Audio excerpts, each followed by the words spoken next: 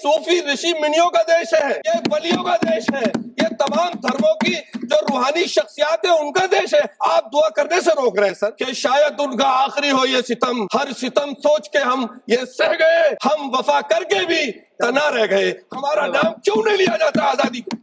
कितनी कुर्बानियां दी हैं। आज हमारे ऐवान के सामने जो वक्फ तरमीम बिल पेश किया गया है, ये न सिर्फ हमारे बुनियादी हुकूक की खिलाफ वर्जी है, बल्कि राइट टू इक्वलिटी के भी साफ खिलाफ है। इसको सदर मोहतरम मुल्क की दूसरी मेजोरिटी कभी कबूल नहीं करेगी। हमें उनसे वक्फ की उम्मीद कैसे कर सकते हैं जो नहीं जानते वक्फ क्या है। इस तरमीमी कानून का मकसद वक्फ के इदारे को कमजोर करना और उसे बेअसर करना है। माननीय सदस्य श्री मोहिबुल्लाह जी। बिस्मिल्लाहिर्रहमानिर्रहीम। जनाबे सदर मोहतरम, सबसे पहले मैं आपका तहे दिल से शुक्रिया अदा करता हूं कि आपने मुझे इस मसले पर गुफ्तगू का मौका दिया और मुझे ज्वाइंट पार्लिमानी कमेटी का भी हिस्सा बनाया। सदर मोहतरम, जब हमारा मुल्क आज़ाद हुआ था तो हमारे कायदीन के सामने दो रास्ते थे। वो रास्ते क्या थे और किसने पेश किए थे, ये अब गैर अहम है। असल बात यह है कि हमारे रहनुमाओं की दूरंदेशी और अक्लमंदी की बदौलत मुल्क में हर मजहब को परवान चढ़ने, फलने फूलने और अपने इदारे चलाने की आज़ादी दी गई, जो कि हमारे आइन की आर्टिकल 25 और 26 में मौजूद है। ये हक महज एक आइनी हक नहीं बल्कि बुनियादी हुकूक का हिस्सा है। आज हमारे ऐवान के सामने जो वक्फ तरमीम बिल पेश किया गया है, ये न सिर्फ हमारे बुनियादी हुकूक की खिलाफ वर्जी है, बल्कि राइट टू इक्वलिटी के भी साफ खिलाफ है। इसको सदर मोहतरम मुल्क की दूसरी मेजोरिटी कभी कबूल नहीं करेगी। सदर मोहतरम, इस बिल में सबसे पहली तरमीमी वक्फ एक्ट के नाम तब्दील करने की है। मैं कहता हूँ नाम बदलना तो एक मामूली बात है, क्योंकि असल में जो तब्दीलियां की जा रही हैं उनका वक्फ के बुनियादी उसूलों और फिक़ही कवाइद से दूर दूर तक कोई वास्ता नहीं है। इस तरमीमी कानून का मकसद वक्फ के इदारे को कमजोर करना और उसे बेअसर करना है।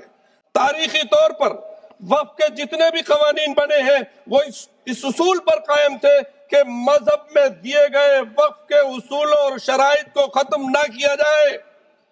सन 1913 का मुस्लिम वक्फ एक्ट, जिसका माननीय मंत्री जी हवाले दे रहे थे, इसी नियत से लाया गया था कि वक्फ के उसूलों को कानूनी तौर पर तस्लीम किया जाए, ना कि उन्हें तब्दील किया जाए।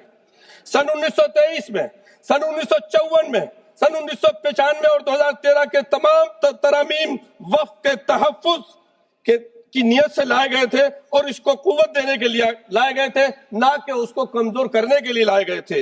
वजीर मोहतरम को यह एतराज था कि हमारी लाई हुई तजवीज पर मुस्लिम कम्युनिटी शक कर रही है। बेशक वो कह रहे हैं शक कर रहे हैं, इसलिए कि उन्होंने वक्फ के उसूलों को और फिक़ही कवानीन को मद्देनजर नहीं रखा। सदर मोहतरम, आप खुद जेपीसी में थे, मैंने सवाल किया था कि इस वक्त को ड्राफ्ट करने में कितने मुस्लिम स्कॉलर थे, तो वाहिद 12 लोगों की कमेटी में एक आदमी था, वो भी ज्वाइंट। सदर मोहतरम, मैं अब चंद चीजों की निशानदेही करना चाहता हूं जो वक्फ की असल हैसियत और बुनियाद को खत्म करने की तरफ है। पहली तरमीम, वक्फ को अब सिर्फ मुसलमानों तक महदूद किया गया है। मैं दिल पर हाथ रखकर कह सकता हूं, सदर मोहतरम, एक जाती वाक़या बयान करता हूं, पार्लियामेंट की मस्जिद के सामने रहकर सारे देशवासियों के लिए दुआ करता हूं। मैं अब दुआ कैसे करूंगा जब ये महदूद कर दिया जाएगा। मैं एक वाक़या आपको बयान कर रहा हूं। अभी राजस्थान में गया, तिजारा के पास एक गांव हसनपुर है, उस शादी में गया, अजान की आवाज आई। मैंने कहा यहाँ मस्जिद कहाँ है भाई? जब मस्जिद देखी वो बड़ी सुंदर मस्जिद थी। मैंने पूछा ये मस्जिद कैसी है? उन्होंने बताया कि यहाँ 400 साल पहले कोई दुर्वेश थे, इस पेड़, वो पेड़ भी अभी बाकी है, वो यहाँ बैठते थे और यहाँ से हमारे हिंदू महाराजा जी गुजर रहे थे, उनको बीमारी थी, वो ठीक नहीं हो रहे थे। किसी ने कहा कि उनसे दुआ करा लीजिए, उन्होंने दुआ की, वो ठीक हो गए। बाद में जब गए तो महाराज ने कहा कि अपने लिए दुआ करा के रहा, तुम्हारा वारिस कोई नहीं है। वो फिर दोबारा गए और अल्लाह ने उनको उनकी दुआ को। हमारे देश सूफी ऋषि मुनियों का देश है, ये वलियों का देश है, ये तमाम धर्मों की जो रूहानी शख्सियात है उनका देश है। आप दुआ करने से रोक रहे हैं सर, गैर मुस्लिम को वक्फ करने से रोक रहे हैं आप सर। गुज़िश्ता सर, एक इसके अलावा मुसलमानों को भी अपने ईमान का सबूत देना होगा। सर, मैं इमाम हूं, इमाम हरम मक्के का हरम भी किसी शख्स को यह सर्टिफिकेट के लिए मजबूर नहीं दे सकता कि वो प्रैक्टिसिंग मुस्लिम है। जब कोई प्रैक्टिसिंग मुस्लिम होगा ही नहीं तो वक्त कैसे होगा सर? वक्त तो खत्म हो जाएगा। सर,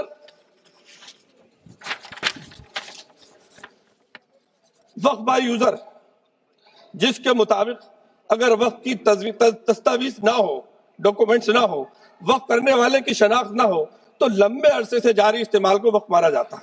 यह उसूल हमने नहीं बनाया, प्रिवी काउंसिल के फैसलों से बाज़ाब्ता तौर पर यह उसूल माना गया। सर, 100 साल पुरानी मस्जिद तो बाकी रहेगी, लेकिन 600-700 साल पुरानी अगर मस्जिद का कोई रिकॉर्ड नहीं है तो आप कहेंगे ये वक्त बाय यूजर नहीं है। अरे सर, कितना हम लोग यकीन करें? तीसरी तरमीम बोर्ड के इंतखाबात को खत्म करके उसे मुकम्मल सरकारी इदारा बनाया जा रहा है। दिल्ली की मिसाल है उसकी। दिल्ली वक्फ बोर्ड को तहलील करके उसका इंतजाम एक एडमिनिस्ट्रेटर अफसर के हवाले किया गया, जो एक तरफ रिलीजियस कमेटी का चेयरमैन था, दूसरी तरफ वक्फ बोर्ड का एडमिनिस्ट्रेटर था। उसने बहादुर शाह जफर ने जिस मस्जिद के लिए रिपेयर के लिए बोला था मेरे पास डॉक्यूमेंट है उस मस्जिद के, वो रातों रात मस्जिद अखुंजी महरौली में शहीद कर दी गई। सर, इससे ऐसा मैसेज आएगा हम लोग, मैं तो इससे मैसेज क्या, बहुत से लोग पता नहीं क्या क्या कहते हैं सर, लेकिन हकीकत ये है कि शायद उनका आखिरी हो ये सितम। हर सितम सोच के हम ये सह गए, हम वफा करके भी तना रह गए। हमारा नाम क्यों नहीं लिया जाता आजादी के? कितनी कुर्बानियां दी हैं सर, मैं और क्या कहूं।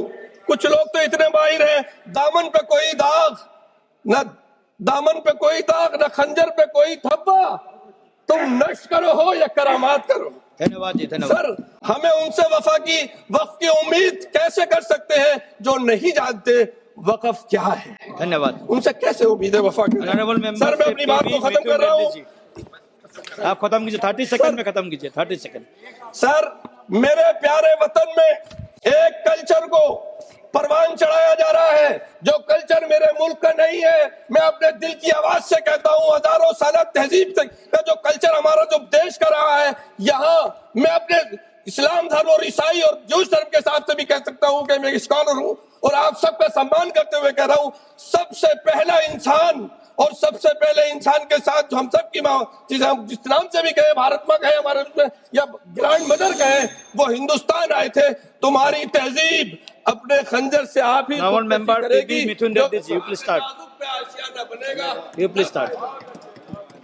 नेशनल दस्तक की आपसे गुजारिश है कि अगर इसको बचाना चाहते हैं तो नेशनल दस्तक को सब्सक्राइब करने के लिए रेड कलर के सब्सक्राइब बटन को दबाएं, फिर बेल आइकन की घंटी दबाएं।